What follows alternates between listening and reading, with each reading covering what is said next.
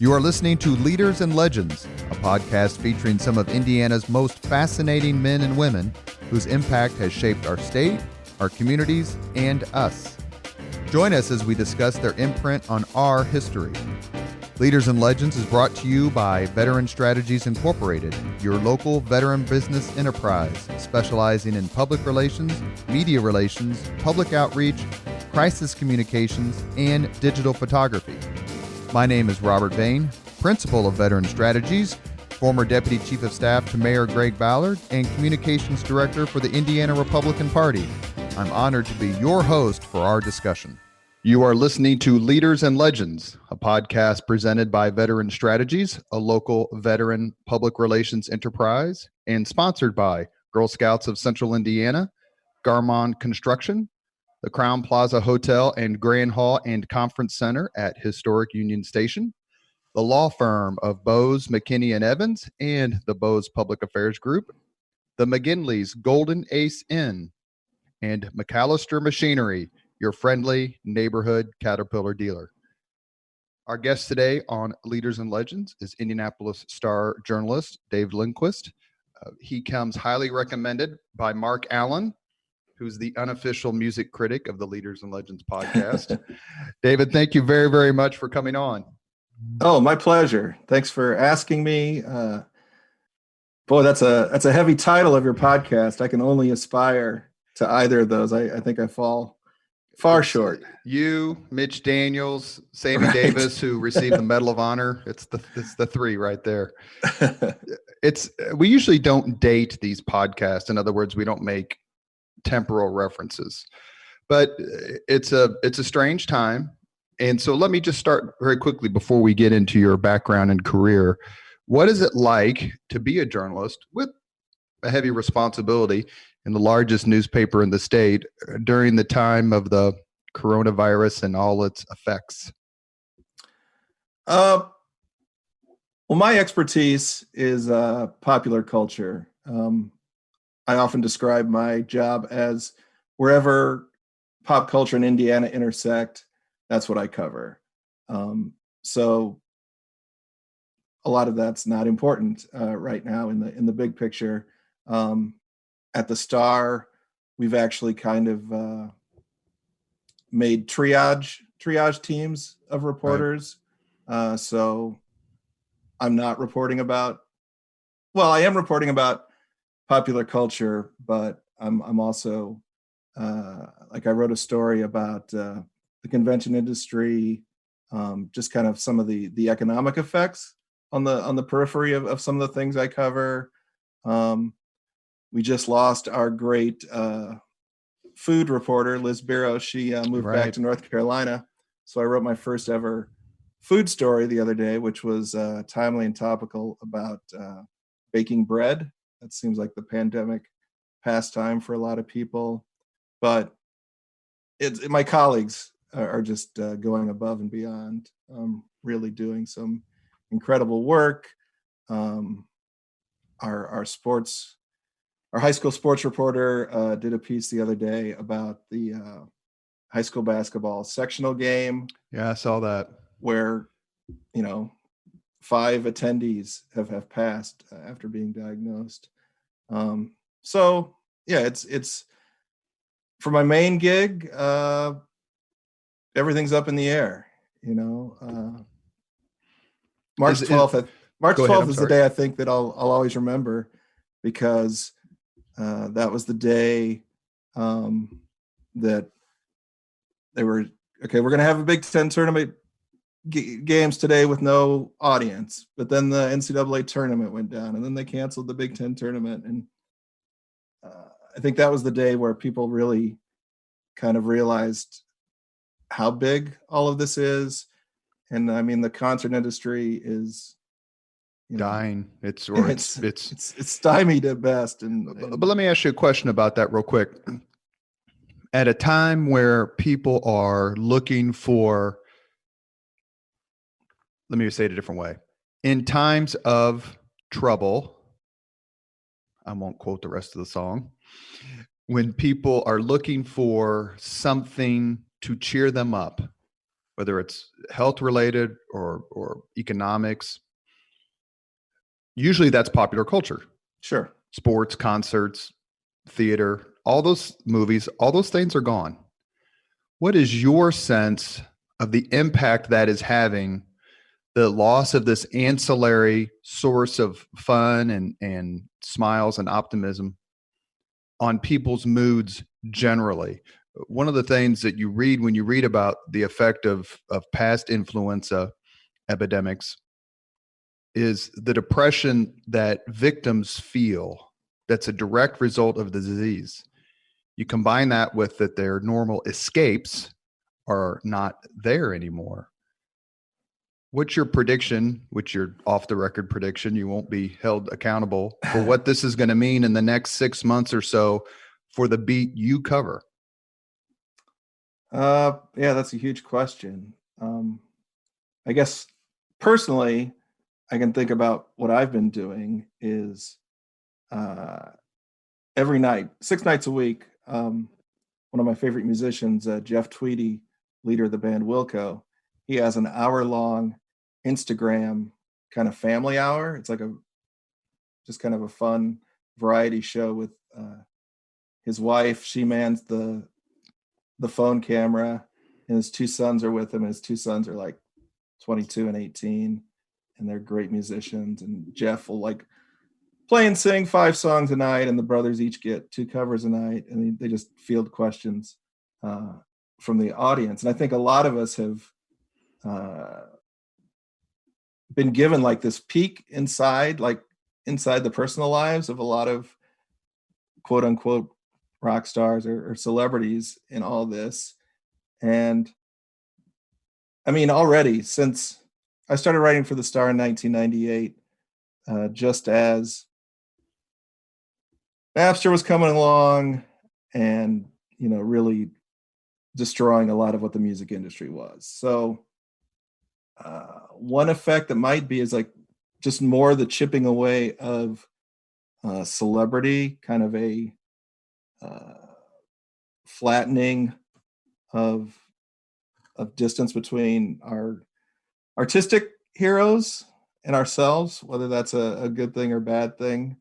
How big can a concert be until we have a vaccination? I mean, I think that's a huge question.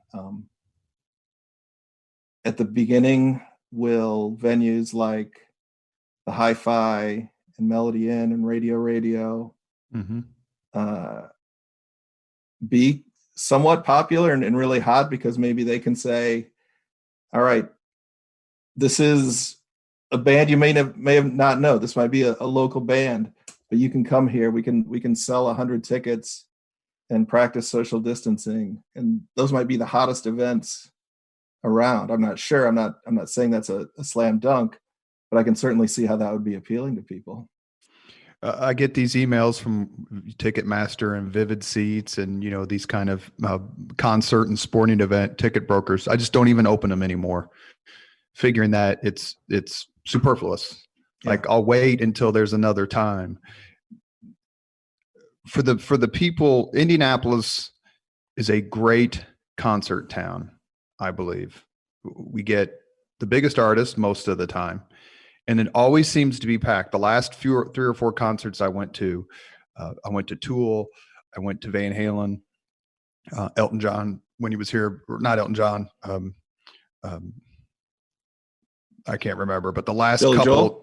Yes, the couple 3 or 4 were absolutely packed. Not only the venues, but the artists rely on this income, let alone the ancillary benefit to bars and restaurants. How long do you think people can go, not only artists, but small business owners and the people who plan cities and events of cities, let alone just the ordinary goers, concert goers, before they say, look, we just don't care anymore. We're just going to have these things, and we're going to treat the coronavirus like we treat crime. We don't sit at home and bolt the door. We go out and we manage risk and we take risks, and we make a value decision that it's worth it for us. Do you think that's a possibility that at a certain point a band is just going to go, come watch us play, and if you take your chances, you take your chances? I could see that happening. I'm not sure if a venue like the shows you were just talking about have been in places like Bankers Life Fieldhouse and Ruoff Music Center. I don't know if they'll play along with that kind of thing, but yeah, I definitely could see it happening. I mean, rock and roll is, we'll get to country music and other aspects later, but I mean, what would the Sex Pistols be doing right now? Yeah. Saying the hell with it. Come to our shows.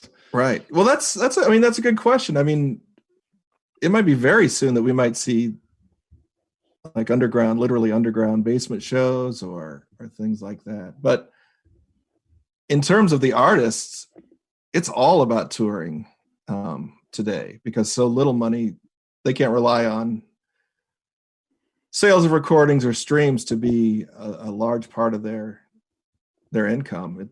It has to be done on the road. And so, like, go ahead. Yesterday, Dead and Company, they packed it in. They're like, we're not going to go out this summer. Dead and Company is not an average band. I mean, Dead and Company can go out and play or not go out and play, and they're still very, very wealthy, all those guys. One of the things that really was jarring to me was how early Zach Brown band's a pretty big country / pop band.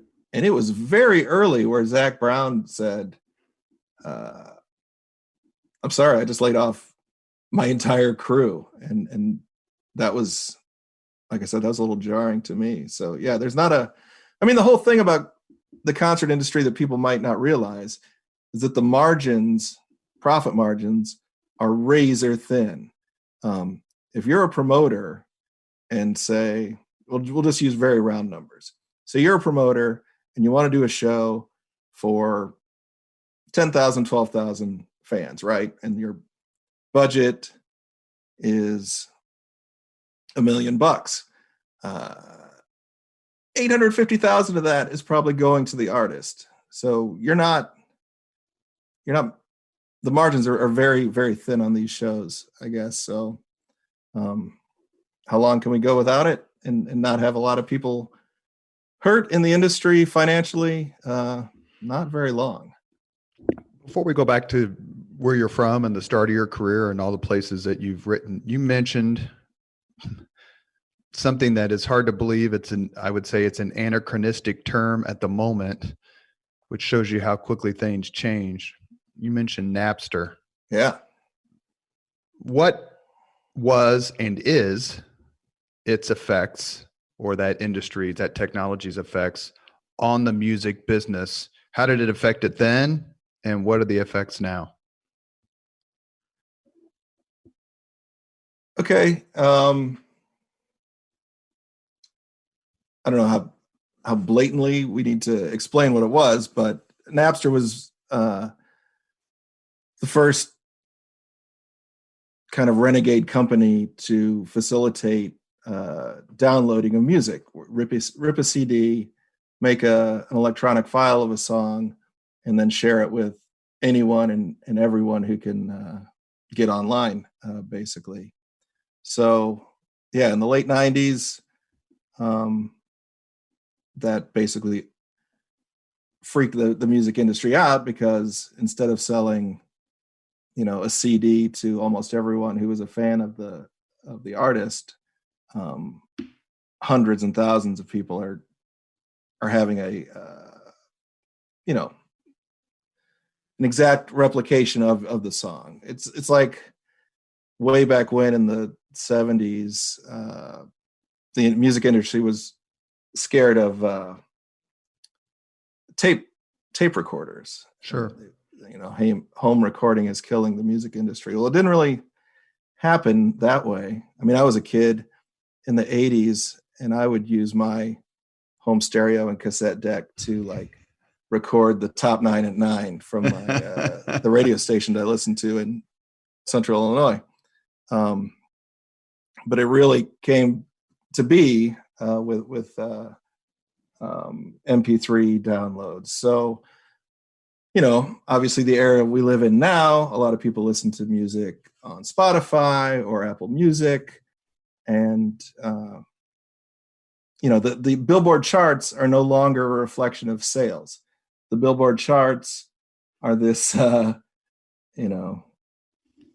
of make-believe representation where they say, oh, you streamed this many times and somebody heard your song in a commercial, or they used it in a bumper on CNN, and like all those plays factor into the chart.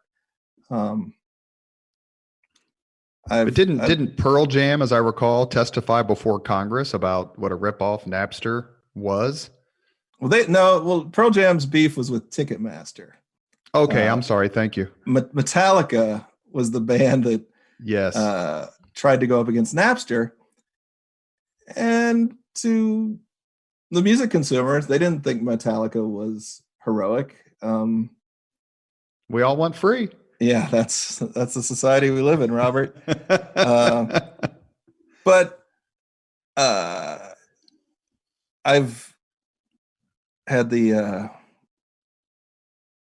opportunity to interview John Mellencamp many times through the years, and when Napster was kind of coming onto the scene, it was like the entire music world and basically all of pop culture has been kind of shattered. He would talk about like when Hurt So Good and Jack and Diane were at the top of the charts, everyone in America knew those songs because, everything was very formatted. Like everyone heard what was the top 40, and today it's very different. Like a song can be number one and exactly 90% of the public doesn't even know the song. So that might be a nostalgic negative to say, wow, we all used to know what the number one song is. The flip side of that is because there's so much striation in the world of popular culture, there's a band from Indiana called the Reverend Peyton's Big Damn Band. Probably unknown to 99% of the world, but because of online distribution and promotion and social media, they can go into basically any city in the United States and many cities in Europe and play to 500 to 750 people every night. So that's a band that has a career without being celebrities. And I guess that kind of goes back to what I was saying earlier about what the new world of entertainment might be is, we've been edging toward this where we're all fans of working musicians and maybe not, Van Halen rolling in with the circus. Well, what would Casey Kasem be doing today? No more Casey Kasem top 40 long distance dedication, none of that stuff. That's actually some comfort entertainment. Is I think iHeartRadio has a channel that all they play are American Top 40 episodes from the 70s and 80s. We're going to talk about music then versus music now here in a little bit. We're on with David Lindquist, who journalist for the Indianapolis Star, pop culture critic, is pop culture writer, not from Indiana originally, from Illinois, if I remember correctly. How did you matriculate over here to the Hoosier State? I grew up in central Illinois, a very small town called Chatsworth, 1,300 residents. So that's about an hour north of Champaign if you're on I-57, and about an hour northeast of Bloomington Normal if you're on I-55. So as a farming community, I was always super into sports as a kid. My parents got me a subscription to Sports Illustrated when I was 10, and that was it. I was like, I want to be a writer. I want to be a journalist. I carried the Daily Pantograph from Bloomington as a kid. So like I did the paper route thing. I went to college at Eastern Illinois University in Charleston, which is like another hour south of Champaign, so about 2 hours south of where I grew up, and spent the first 2 years writing about sports for the student newspaper. The last 2 years were more of like, I edited the weekend magazine, and then I was the editor-in-chief. Eastern Illinois University, if you don't know, it's one of the fine directional schools of Illinois. But cradle of quarterbacks, we got Tony Garoppolo, Tony Romo, Sean Payton, all went to Eastern. But the thing about the journalism industry, right when I was graduating in 1991, is that Eastern was one of the first schools in America to use computer pagination to put the newspaper together rather than what they call paste up, Sure. which is, you print out pieces of paper and then assemble them with paste and knives onto another piece of paper, and then you make a negative of it, and then you put the negative on a piece of metal, and you put the piece of metal on the press. Computer pagination basically meant you went straight from assembling it on a computer to the piece of metal that goes on the press. So now, what I'm hearing from you just real quickly is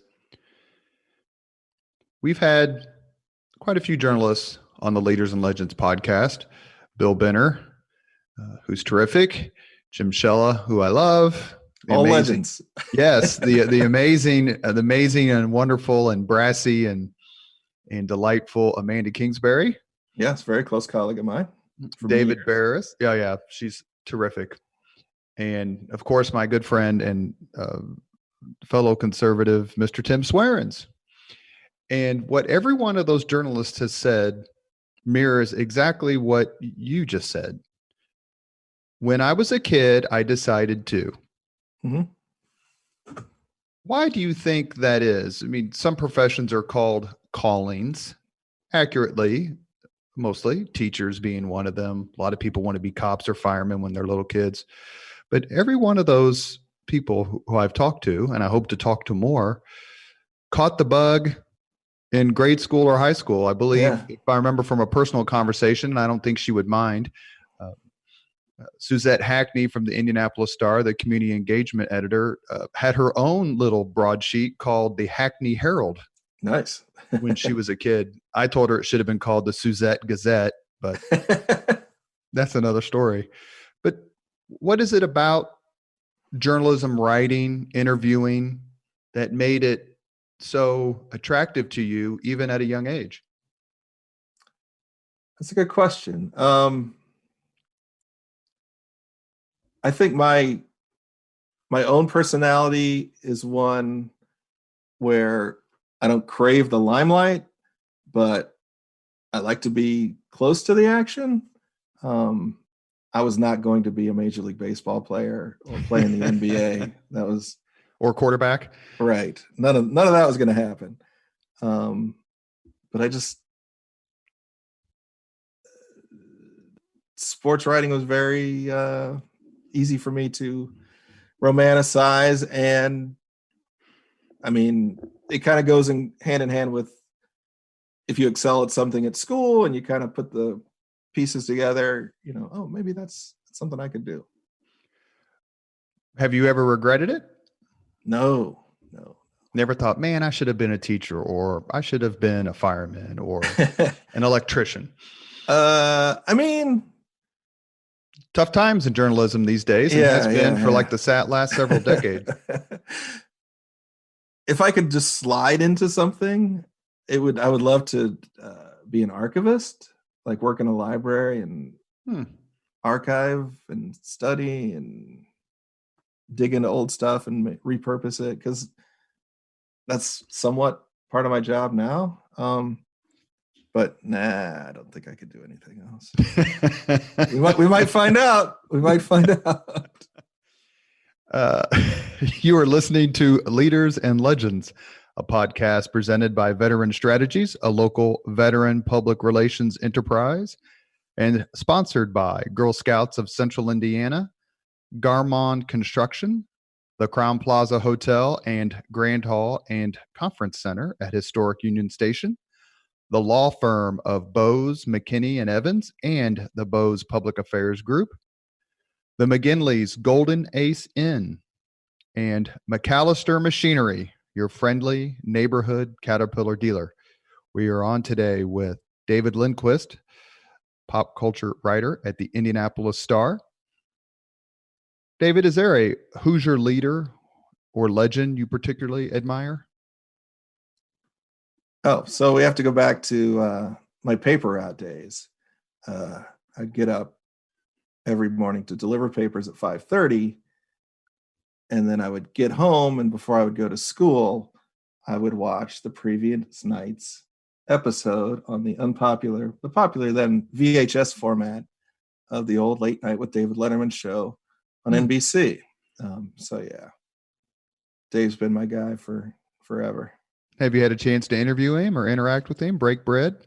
A couple, at least 2 interviews. The first time I talked with him was right on the track before a race, and I have to thank my former colleague Kathy Keitlinger for the tip. Kathy was at the Star. Who is awesome. Yeah, she would write about kind of social things in Indianapolis, and she knew that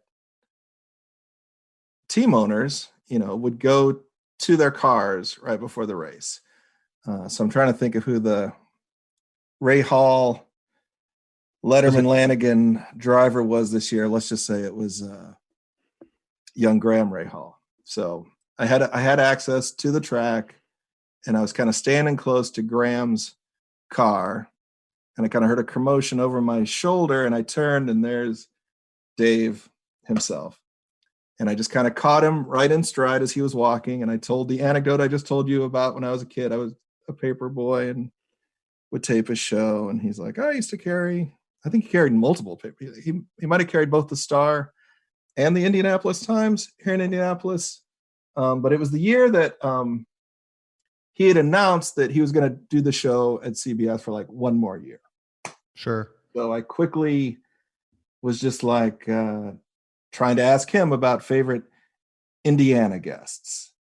And he said, I love the Drivers Come On. They're always super entertaining. I think he might have mentioned Peyton Manning. And I know that Dave always had an affection for singer-songwriter Warren Zevon. Was always on his show many times. About whom you just posted, and we're going to ask about that on Facebook. Yeah, sure. That's interesting timing. So I always kind of made a correlation between Warren and John Hyatt, the great Indianapolis singer-songwriter. So I kind of led Dave into like, I know you love Warren. What about John Hyatt? Do you like having John on the show? And Dave's like, yeah, John's great. So there we are at that point, very superficial, quick conversation on the track right before the 500-mile race. And Dave goes, speaking of Warren, I'll never forget the last time he was on the show. And if people are not familiar with Warren Zevon, had kind of an up and down career commercially, but always was just a great songwriter. Unfortunately, had cancer and died, but he knew it was coming. He knew the end was coming. So he put out, I think, at least 2 records that were very mortality themed, real touching, emotive records. So you want to name a couple of his songs for the people who don't? Well, people probably know Warren Zevon for Werewolves of London, great songs like Lawyers, Guns, and Money. But so at the end of his career, he wrote these songs. Like one people always quote one of his songs from this era, Enjoy Every Sandwich, which is a very great way to think about life and its fleetingness and how you can live in the moment if you can. So Anyway, David Letterman's like, so it was Warren's last show. We knew it was going to be his last show. And I went up to see him in the dressing room after the show. And I just, poked my head in and said, thanks for everything, Warren.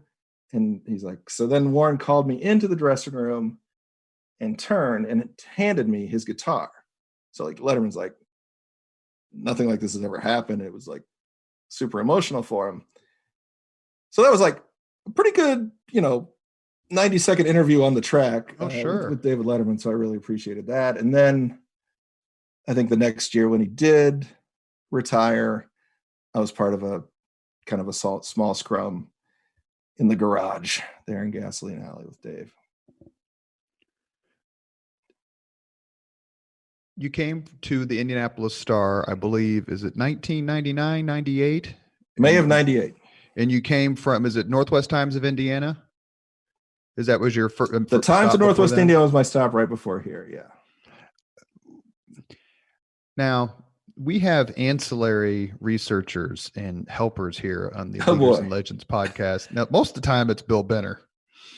But in this case, we want to give credit. There's no plagiarism here on the podcast, so we give credit where credit's due. So I reached out to Mark Allen, there's not a better person walking in Indiana and the earth than Mark Allen.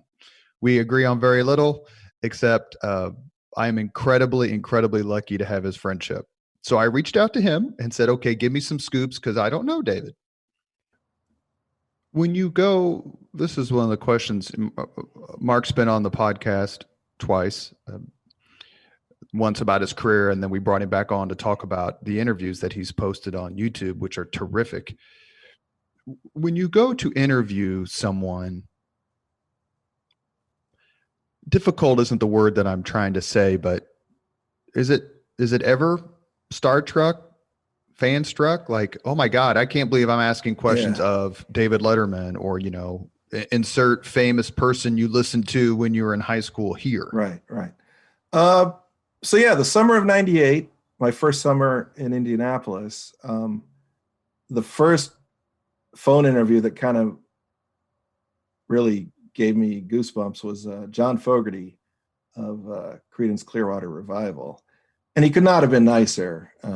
And, looking at his career, he's certainly a salt of the earth kind of guy. But yeah, that was like, oh my gosh, I'm talking to John Fogerty. And in recent years, I have to be honest, I got to do a dual phone interview with Steve Martin and Martin Short. Oh my. That was a blast, and everything that you want those guys to give you, they gave. But I mean, so here's the thing about phone interviews. In my inbox every day, I get 15 to 20 publicists sending me an email saying, wouldn't you like to talk to this artist? Right? Nice phrasing. Nice phrasing. Wouldn't you like to? Those people are coming at me, right?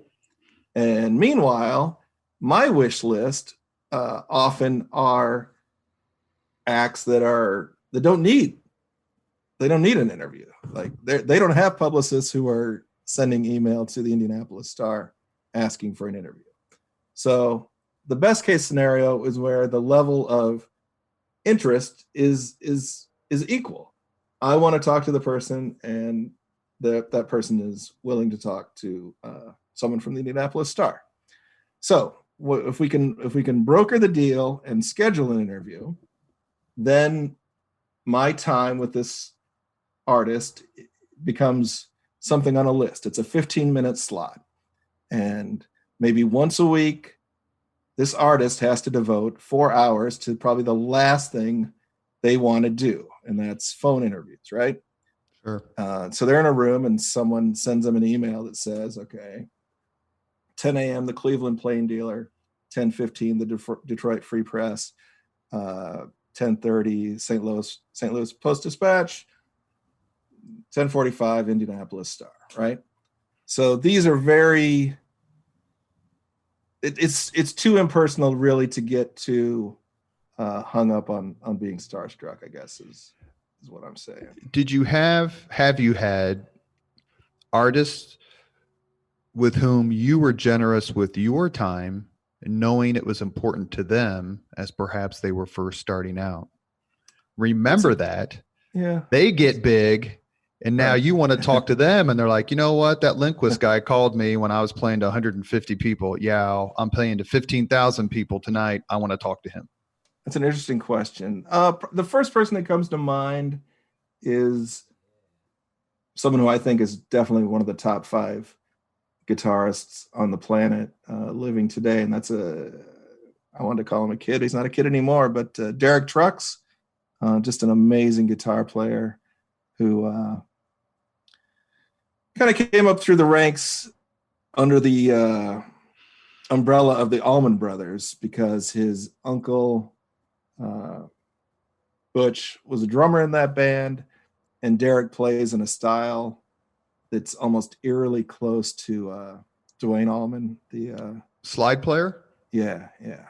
So, I mean, I can literally say, and this has maybe happened once in my entire career, is that, the second time I talked to Derek Trucks, he mentioned the first time that we spoke, and he was very appreciative. So hard to believe Duane Allman's been gone nearly 50 years. Yeah. I had to catch myself because I almost started to say, the late Allman brother, but we've also lost Greg.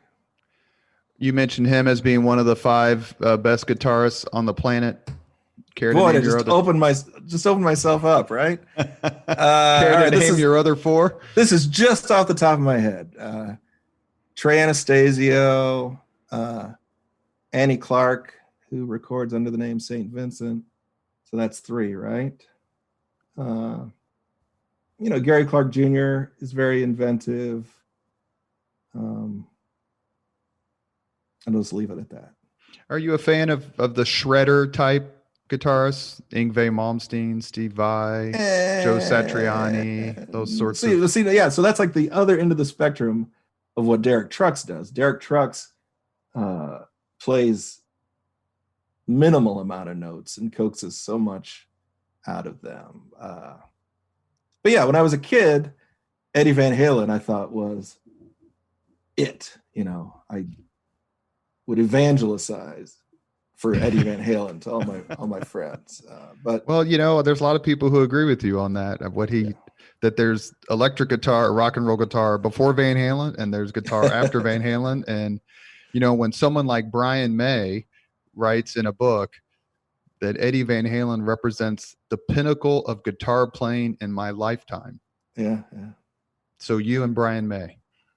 Well, that's what's incredible about Brian May is you can hear 3 notes of guitar and know that it's Brian May. He has such a distinctive tone and like Stevie Ray Vaughan. Just caresses the notes in a way. Yeah. Stevie Ray, love Stevie Ray. Go ahead. In the late 80s. I was going to summer school one year at Eastern, and somewhere down south in Southern Illinois, there was a place called the DuQuoin State Fair. I don't know how they got away with calling their fair also a state fair when it wasn't the Indiana State Fair, but saw Stevie Ray Vaughan with the Thunderbirds as the opening act for $6. And that was definitely an all-timer. With his brother, Jimmy, playing guitar for the Fabulous Thunderbirds. Yeah. Stevie Ray Vaughan's cover of Stevie Wonder's Superstition is my favorite cover version of any song ever. Nice. Right now, my Instagram Live project for this month is all covers April. So that's a good thought. I saw that. Days, I might squeeze that in. Not necessarily guitarists before we move on, but all the concerts you've been to, you've seen them up close. Can you think of 1 or 2 performers that just made you shake your head? Just like, I cannot believe how good this person is at his or her chosen craft. Okay. Roger Waters from Pink Floyd he has like some superpower on stage because he's not a great singer. he's a bass player, so he's not going to knock you out with any prestidigitation, but his shows are unparalleled. I mean, if you talk about the best shows I've seen since I've been in Indianapolis, two Roger Waters shows are probably in the top 10. I went to the Wall concert. Yeah. And it was fabulous. Just the whole production. I mean, he spared no expense. They played the songs. He played the songs you wanted to hear him play. Well, I can tell a little story on myself from that show, and that speaks to how things have changed in the concert world and the world of concert coverage. So that was the Wall at Bankers Life Fieldhouse. And at the beginning of the show, I've got my phone out, right? Because I want to take a picture. I want to tweet. And I might tweet a few observations about the show, because that's kind of how you cover a concert today. And about 3 songs into the show, a gentleman to my right, who I don't know, kind of nudges me brusquely on my arm, and he's like, is that a good concert on your phone? You know, saying, you know, we're here. This is the event. Why are you using your phone? And that's certainly something that annoys a lot of people, is seeing fellow concert goers squander the experience of a show, whether they're recording or hopefully not even paying attention to the show, texting someone or whatever. He wasn't security. He was just some punk. Yeah. He was someone saying to me, dude, why are you on your phone when this is happening right in front of us? And I remember one of the 2 times that Paul McCartney came to Bankers Life Fieldhouse, that his video screens were so huge and high definition, right? That while I'm at that show, more than once I would catch myself. I'm like, don't look at the video screen. Paul McCartney is right there. So, I mean, these are all experiential things that I think tie into what we're going through right now. Live streaming is obviously having a moment during the pandemic. And it's just interesting to see how low quality some, international artists are willing to put out there into the world. And then some other people really have a knack for it. And whether that becomes a revenue stream, I mean, that's what the industry is interested in, is like, oh, if we can't do shows in arenas, how can we maximize, maybe some of this live streaming stuff? You mentioned a couple of folks who you had talked to, celebrities or musicians, who were kind to you, pleasant, generous. So I have to ask the question of, okay, who was just a jerk? Well, I had, I do have some stories in this regard. We'll take a couple. Okay. I learned a lesson with Art Garfunkel that if you think you have a question that might annoy or irritate, or be a question the person doesn't really want to answer, save it for the end of the interview. Because if it's at the end of the interview, you're not really out anything. It's over. But I did not learn this lesson when I talked to Art Garfunkel once. Art was coming to do a solo show, and Art, of course, made his name as a member of Simon and Garfunkel. And the Simon and Garfunkel sound is, Paul Simon, singer-songwriter, a conventional voice, and Art Garfunkel with this angelic high harmony always, and in some songs singing the lead with that voice. So after the breakup of Simon and Garfunkel, clearly Paul Simon has this huge solo career, right? Sure. And I was about halfway through this interview with Art Garfunkel, and I said, Art, do you ever think about what your voice might have added to Graceland, the great Paul Simon album, or other works, right? That was my question. And you could hear through the phone Art's neck kind of snap to the side, and he's like, I don't like that question. Why don't you go ask Paul Simon what he could have added to my solo recordings? What solo recordings? Exactly. It's like, you need a little better self-awareness there, Art, is what went through my mind. And so the next 8 minutes of that phone interview were rough, because basically on every answer he kind of circled back and was like, that was a jerky question. Why did you ask that? But you see these celebrities who, I mean, the most famous example that we have on video in the last few years is when Megyn Kelly asked Jane Fonda about her plastic surgery. Yeah. And you might as well just have asked Hanoi Jane there, how are the accommodations? The look of incredulity on Jane's face of like, how dare you ask me that question? I mean, is that something that you obviously just encountered it and what you talked about with Art Garfunkel, but it's like, look, we're doing the favor of this interview. We don't expect any tough questions. And is that hard to do as a journalist? I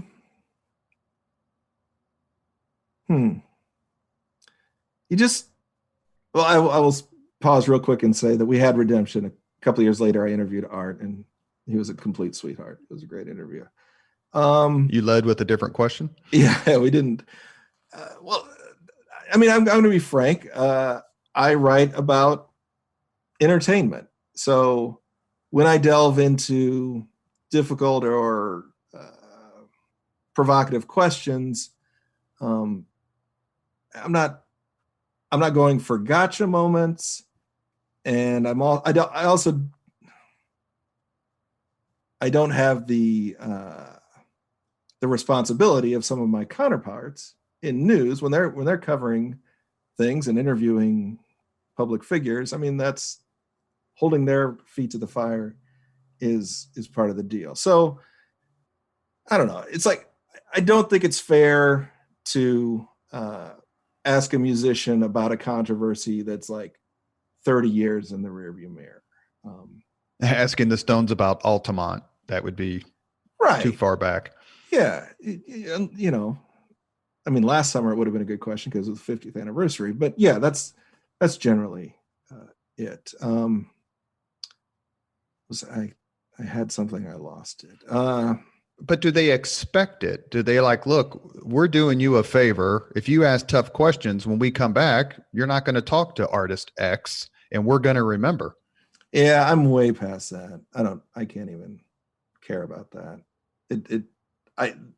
That's not a threat that I don't think is held over. And sometimes fans will make a comment like, you gave that act a bad review, they're not going to come back.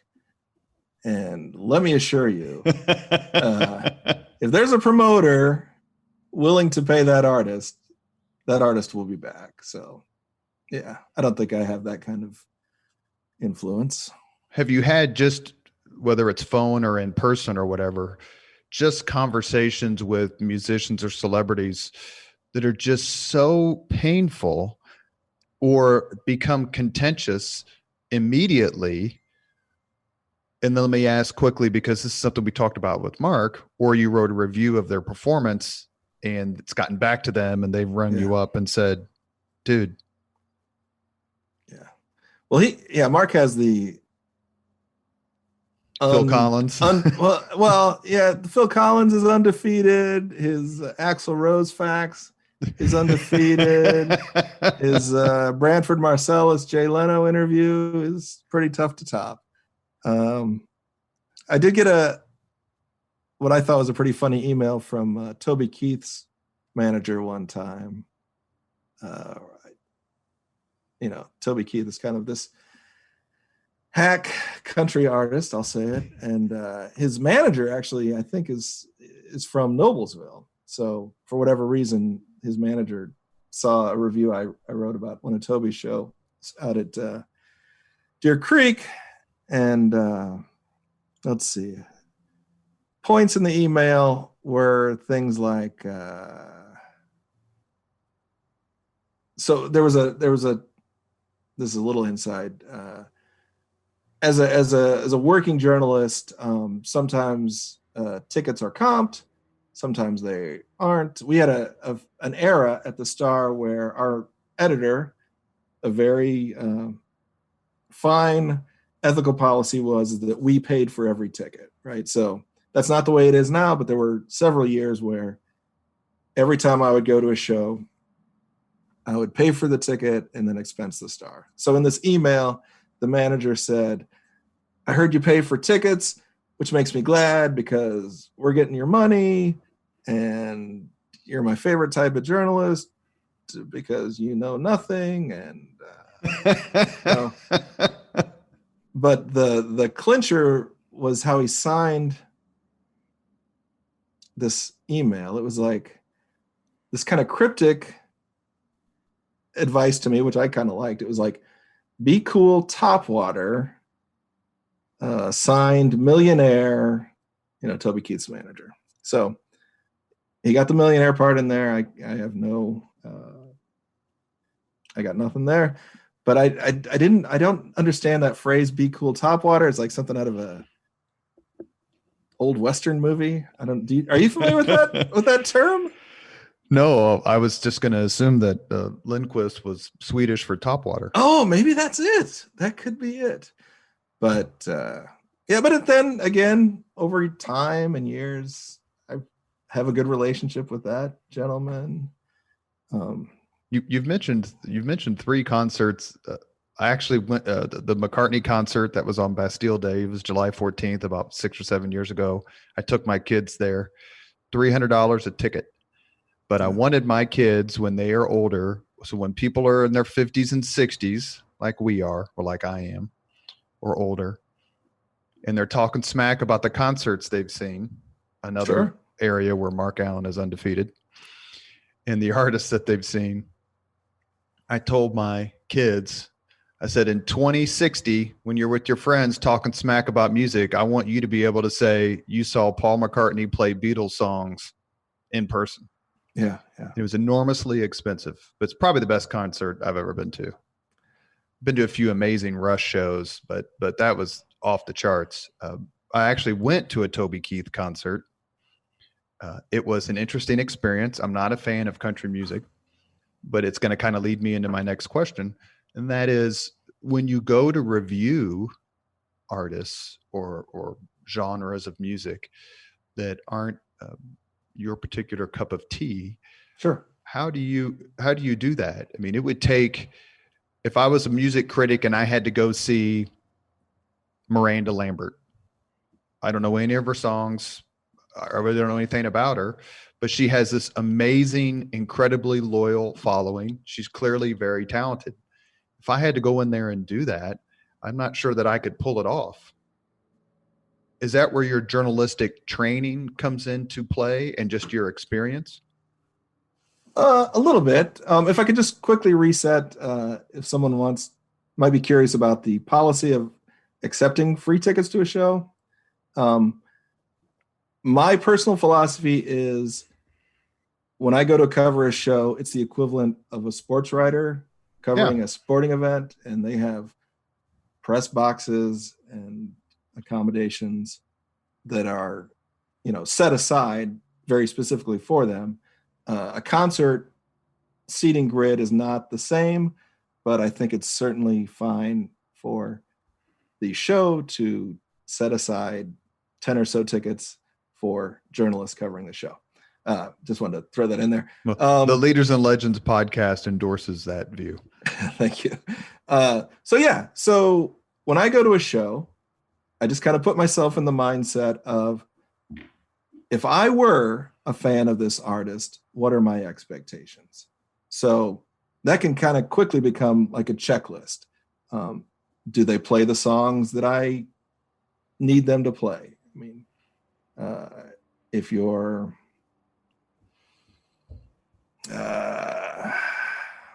if you go see John Cougar Mellencamp and he doesn't play Jack and Diane and Pink Houses and Rumble Seat, then it's like, well, then what the hell are you doing? That's what the fans want to see. Yeah. It was the famous story of Neil Young, right? After he does Live Rust, this amazing album, has this incredible tour. And then I think his next album, I'm not much of a music historian, but his next album is this techno pop stuff. Yeah. And his fans, the Geffen years where he experimented. His fans just revolted. Yeah. So another thing that I think about is sound quality, which is not a fun thing to write about, but I think it's so important in terms of consumer experience. And I've certainly had my chance over the years to write about bad sound and bad mixes at shows, but I think that's something that's important to people. Rapport, if the artist comes into your city and seems aware of where they are and cares about the audience rather than just, not even saying hello during the show, I think that's something that goes into the concert experience, stuff like that. How often do you with that checklist, I can go see Rascal Flatts, who I consider to be the opposite of music, and still write a review. Another caveat that I should say is that I think sometimes people think I have no use for country music, modern country music. That is not true. But there aren't a ton of acts that excel in that genre, but at the same time, Dierks Bentley, amazing. Casey Musgraves, amazing. Eric Church, amazing. We're overdue for an Eric Church show. I hope when this is all over, Eric Church comes and plays Indianapolis. And I'm not.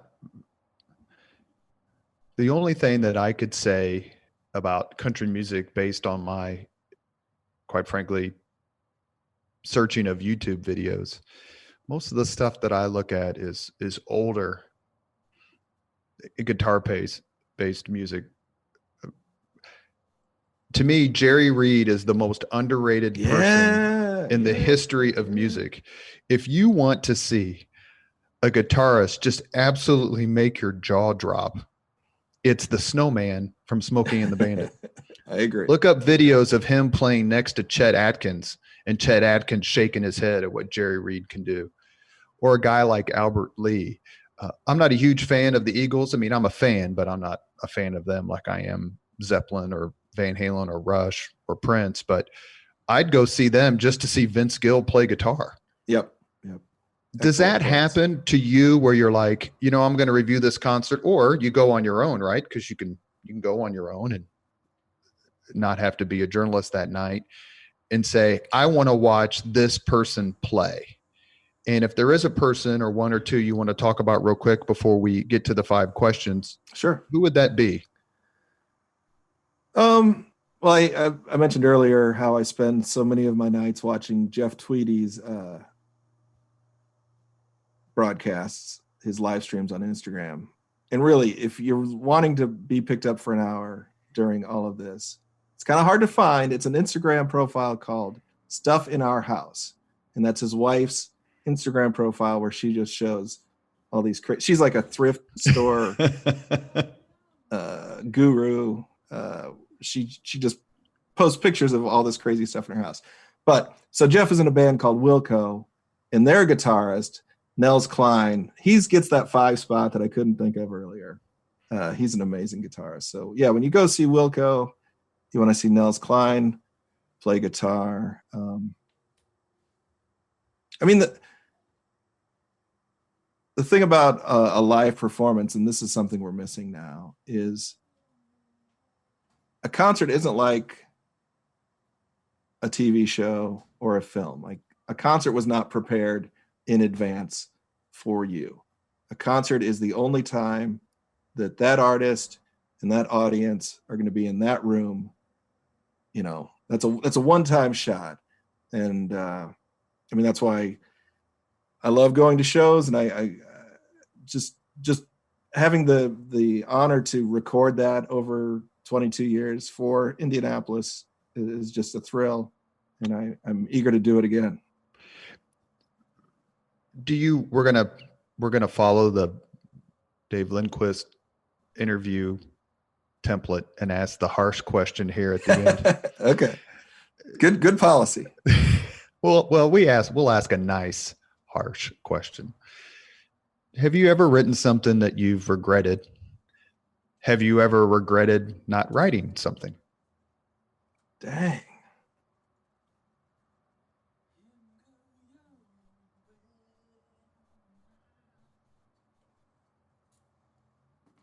That is a stumper. Is that one of the 5? No. Okay.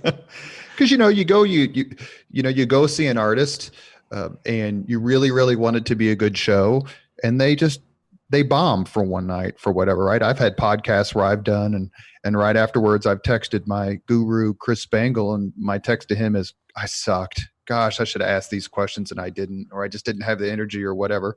And I haven't done many of these, probably in the 60s, 70s at this point. But have you ever pulled your punches because you liked the artist or liked their music and felt like, you know what, I should have called them to account for this and I didn't do it? Yeah. It's probably happened. Nothing is springing to mind. I can talk about maybe like the most maybe the most important concert review I've ever written was when Glenn Campbell came to play Carmel's Palladium. Speaking of great guitarists. Yeah. So Glenn was doing some dates with Jimmy Webb, the great singer-songwriter who wrote Wichita Lineman and a couple other songs that were hits for Glenn, right? So this was a show at the Palladium in Carmel. Amazing room. They don't always have shows that I would cover. Sure. Sometimes they'll book an act like a year after the act has played Old National Center. So it's not like, oh, I just covered that person there, I'm going to cover them this next show at the Palladium. But certainly this Glenn Campbell, Jimmy Webb show caught my eye.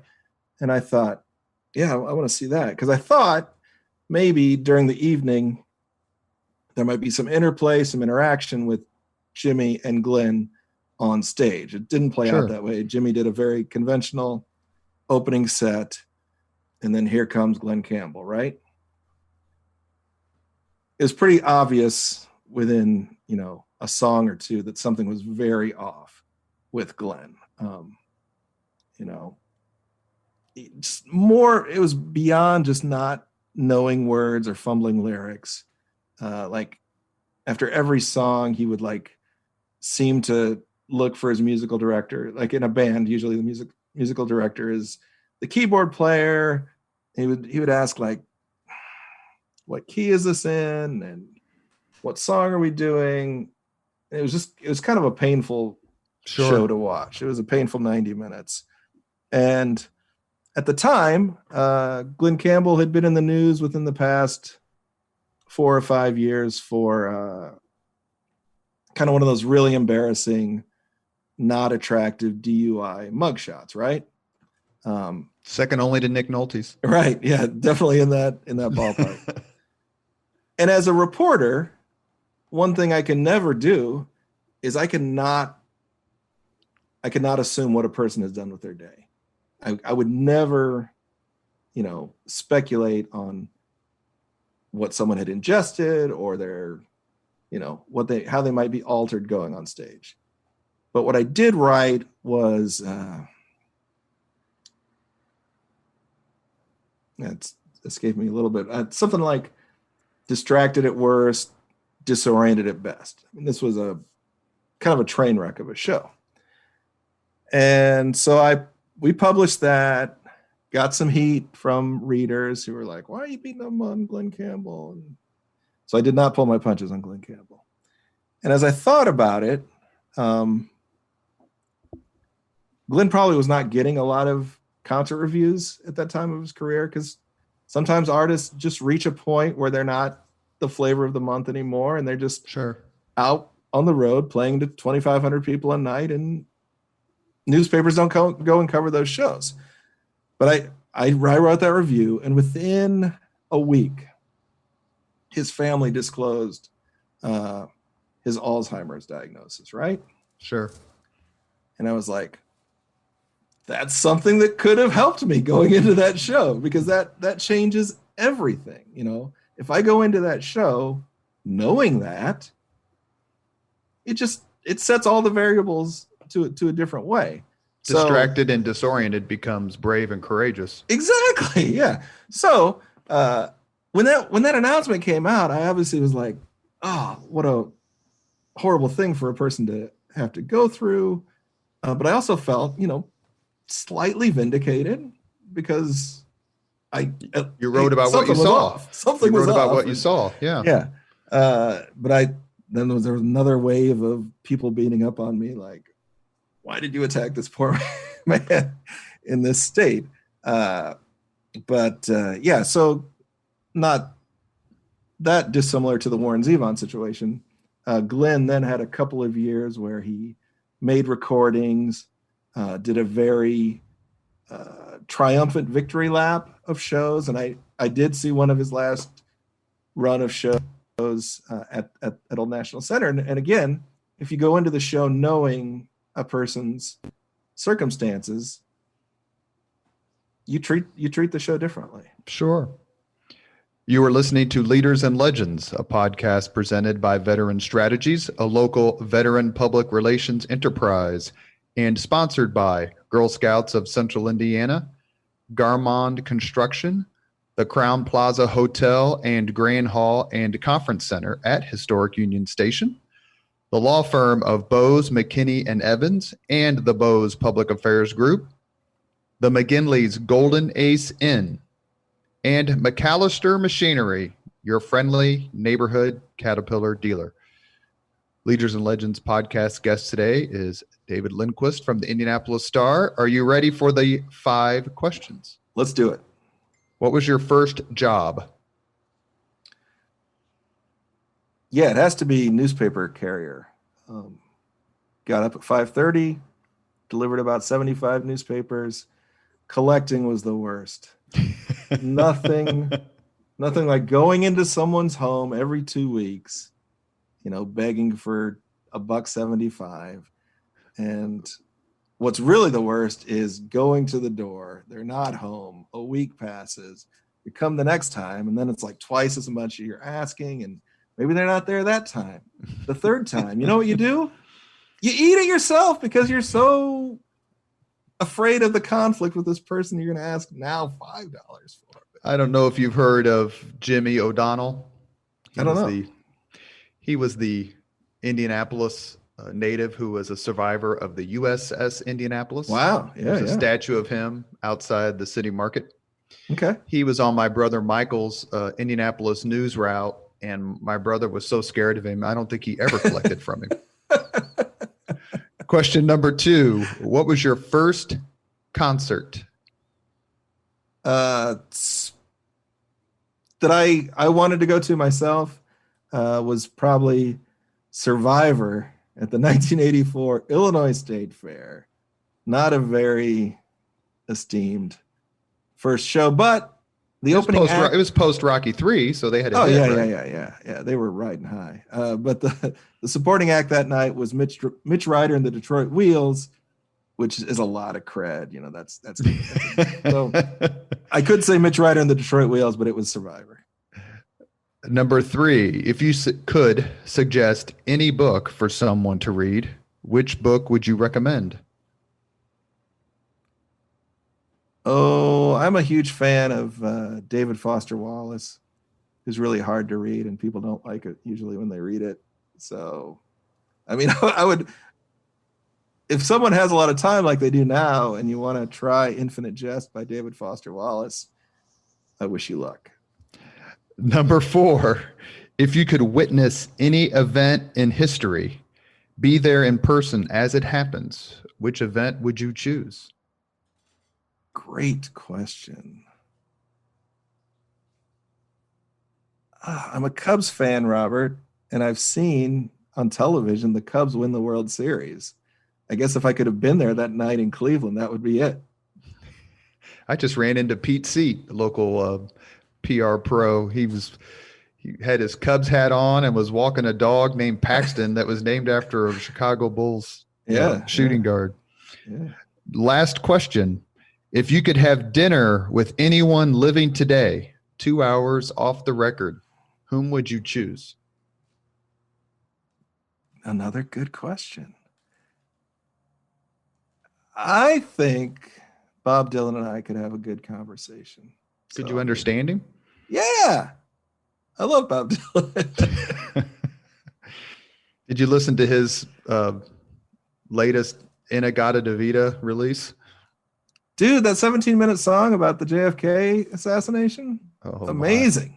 Let me ask you 2 quick follow-ups, and then we'll let you go. All right. I asked you about your first concert. If you could have seen any concert in history or seen a group whom you haven't seen, whom would you choose, or which concert would you see? Yeah, I never checked the box of Nirvana. I graduated from college in 1991. My first job was in upstate New York, where like Fish was exploding. But, the modern rock explosion of the first half of the 1990s was, excellent. All I paid attention to. And that's why in the long story, I moved from sports writing and kind of ended up here. But so Nirvana, they put out their big album, Nevermind, and their follow-up album was called In Utero, which I didn't think was that great. I thought it was a real step backward. And they were going to play a show in Springfield, Massachusetts, which was not far from where I was in Glens Falls, New York. And I'm like, I'll catch him next time. Oops. There was no next time. Yeah. I'm going to make a thesis statement, and you see if you can tell me in 30 seconds or less that my thesis statement is wrong. Uh-oh. Music when I grew up in the 70s and 80s was great. Music today sucks. You're asking me to defend or challenge? Defend today's music. Well, I got to say, it kind of goes back to what we were talking about at the beginning, is pop culture is so splintered now that it's difficult to find the good stuff, but it's out there. I definitely will concede that the other day when Lady Gaga put together her big pandemic event, that lineup didn't excite me, but I certainly could put together a lineup of modern acts that would be really cool. But it's pretty easy to say that, in the 70s and 80s and the 60s, the stuff that was popular in a lot of instances was the stuff that was really, really great. So, yeah, it's like, I don't know, will rock and roll soon just be the next room in the dusty hotel where, there's jazz, there's blues, there's rock and roll. These were things that were hugely important and popular to people, and now they're niches. I don't know. David Lindquist, thank you so much for coming on the podcast. I enjoy talking to people who have interacted with great people, who have been there, who have witnessed, who firsthand have had conversations with great artists, and, for good or for ill, you speak the truth about them. Everyone I know is a big fan of your writing at the Star, and here's hoping for many, many more years of reading your journalism. I really appreciate that sentiment. Thanks, Robert. Thank you very much for listening to Leaders and Legends, brought to you by Veteran Strategies Incorporated. If you want to contact us about this program or our menu of public relations services, please send us an email at robert@veteranstrategies.com.